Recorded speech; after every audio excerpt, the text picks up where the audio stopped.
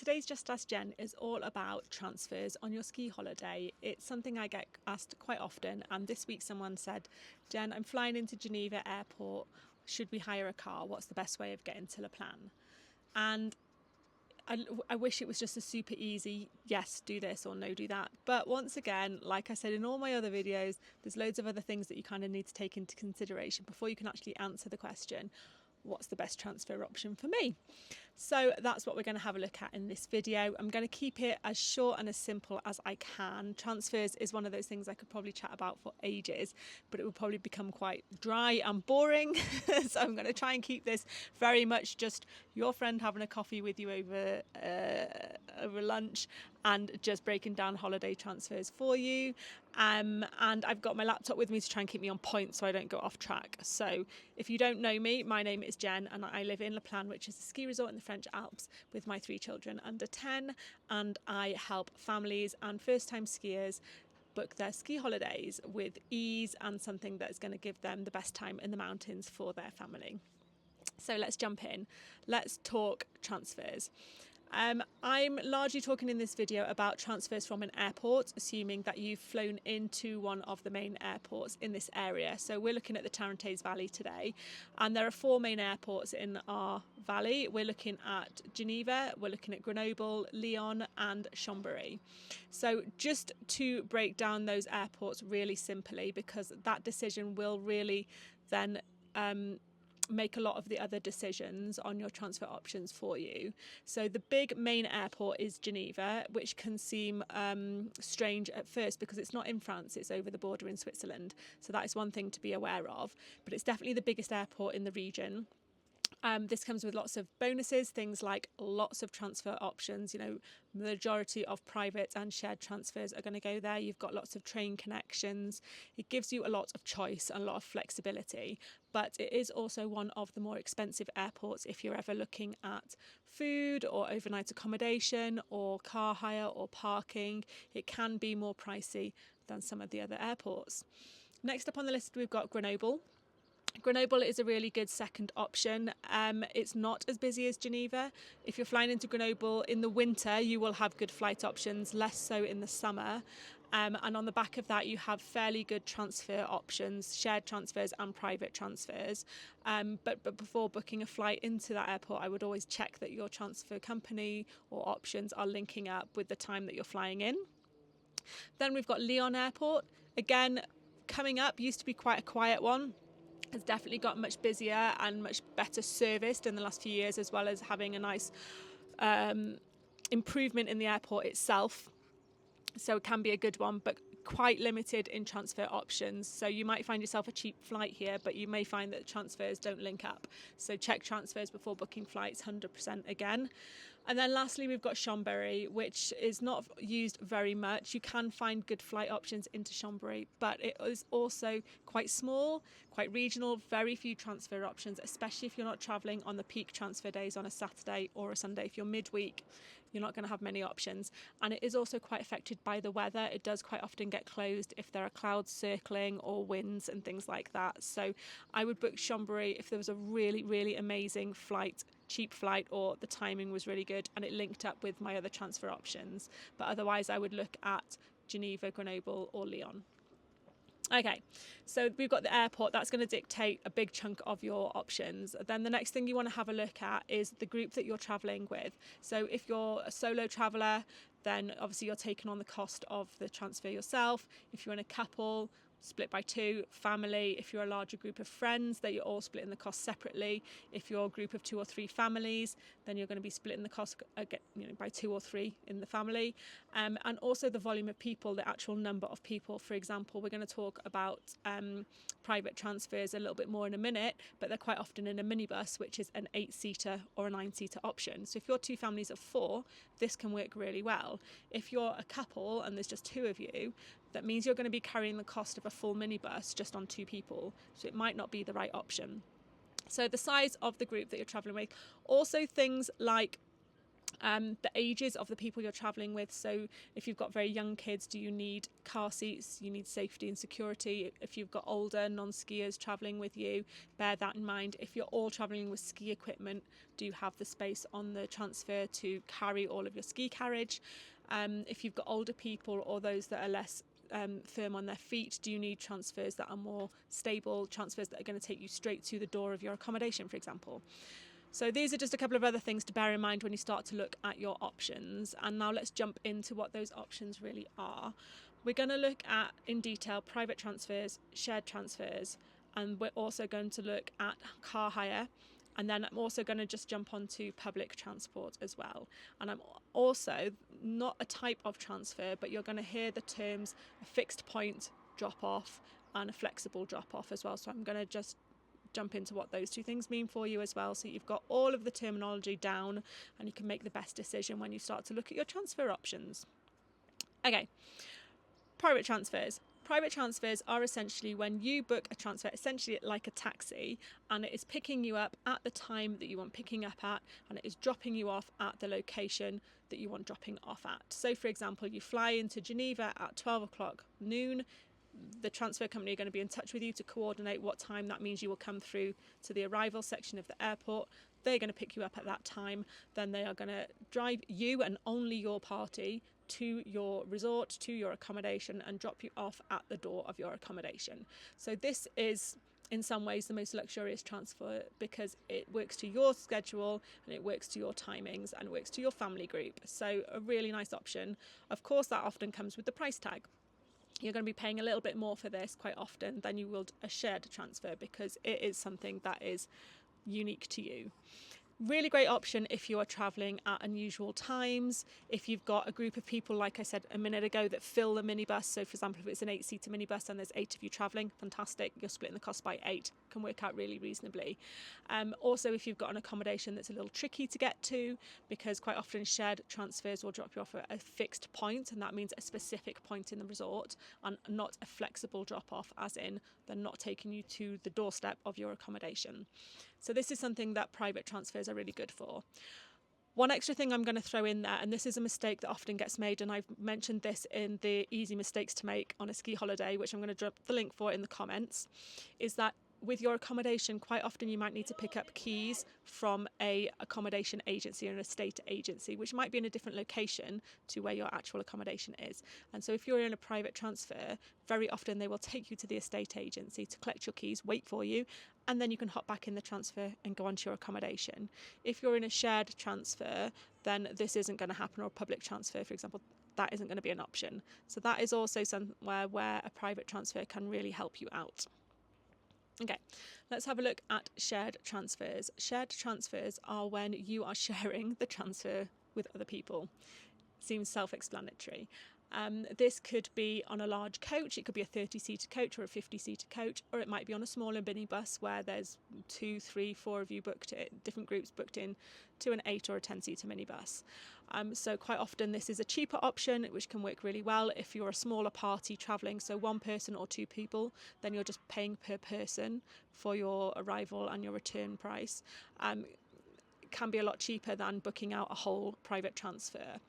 What is interesting to note is if you're a family group of 4, for example, or maybe you're a party of 8, you might still think the shared transfer is cheaper, but actually when you look at the price per person for a return journey and then have a look at the price of a private transfer, the prices might actually be really comparable. And then when you weigh in things like the private transfer dropping you off where you actually need to be and so on and so forth, there's more things to consider than just that flat rate price. So that is a shared transfer.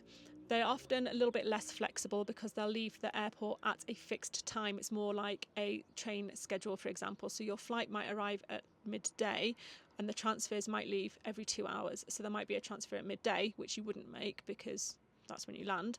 The next transfer might be at 2 o'clock or 4 o'clock. So you might just find that you have got some time to wait at the airport before you can join that shared transfer. So that's something to be aware of. The same goes for pickups on your return journey. And then the other thing is the drop-off point. So quite often shared transfers are fixed point drop-offs. So I live in Plagne, and in Plagne there's several different villages. And there will be a drop-off point in each village. So for example, you might have a chalet booked in Plagne 1800, and there will be a drop-off point in Plagne 1800, but there could be a little bit of walking to do in between that drop-off point and your accommodation. So if you are with very little kids, or you are with people who are less comfortable walking around in snowy or icy conditions, or you've got loads of gear that you need to carry, you just need to be aware of the distance between that drop-off point and your accommodation, and that might help you really make the decision. Okay, the next thing we're going to have a look at is hire cars. So hire cars come with lots of things that you need to be able to tick the boxes on. For example, that you are legally able to drive in the country that you're going to, whether that becomes about your age or your driving ability, or whether you've got a driving license or whatever. I'm not going to go into all of that stuff, but you need to be able to tick those boxes to be able to hire a car. Hiring a car and coming to the resort can be a really great option if you want some flexibility on your journey.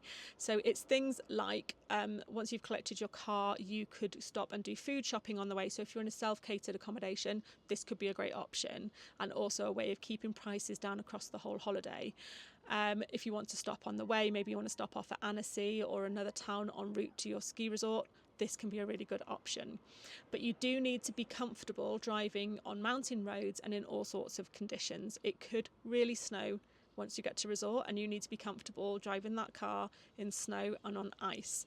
So you need to make sure that your hire car is being provided to you with things that you need for winter driving. So that is snow tyres, that is chains for your car, it's things like the window washer fluid works at sub-zero temperatures. All these kind of things, you just need to make sure that they are being provided for you, and legally they should be provided for you in this region, but you always need to double check. The other things that are extra costs that can come with car hire that can be easy to forget about is the insurance that you need. Also, if you need parking once you're in resort, it doesn't really often come with your accommodation, so you need to double check that and see if there's a paid cost to it. And then the other thing is fuel, of course. So there's a couple of things. Your car hire might look initially like a super cheap option, but you need to factor in those things. Also, finally, depending on which route you take means you may be paying for toll roads, or you might not. You can avoid the toll roads, it might just take you a little bit longer. So there you go, that's the kind of the cost breakdown on the car hire. But it can be a really good option, especially if you've got younger children. Just always remember to sort out car seats or hire them if you need, because they won't be provided as a given. Okay, the last one I'm going to mention is the public transport. So might not be something that people immediately jump to or think about on a ski holiday, but depending on which airport you're coming into, you do have great train access and sometimes coach access as well. And this can often be a way of keeping your costs down. Now, I know it's the summer season while I'm recording this, but I have just got back from the UK and I flew into Geneva, and I got the trains through from Geneva to Aime-les-Plaines, which is the valley at the bottom of Les Plaines, and then I got picked up from the train station. So the trains are an option. I had 2 changes, so you will have changes, not difficult, and the stations aren't huge, so very much doable with just like a 10-minute time to change over, and the prices are very good. But as I mentioned, the train doesn't come all the way into the resort. The train comes to Aime-les-Plaines, which is at the bottom of our resorts, and that is the same for the majority of the ski resorts through the Tarentaise region. You're still going to need that final section, which is often about half an hour to 40 minutes, organising, whether that's a taxi connection or picking up the public coach to do that last part of the journey, or being picked up or booking a private transfer. Whatever it is, you need to organise that, and you need to organise it in advance, because we aren't like the UK or larger countries or other countries, larger cities, where you can turn up to a train station and just flag down a taxi. Absolutely not an option. So make sure that you have booked that in advance. And then the final question, the final thing that I wanted to just touch on was the fixed point drop-offs and the flexible drop-offs. So I've mentioned it in passing, and I think it's probably explained itself now.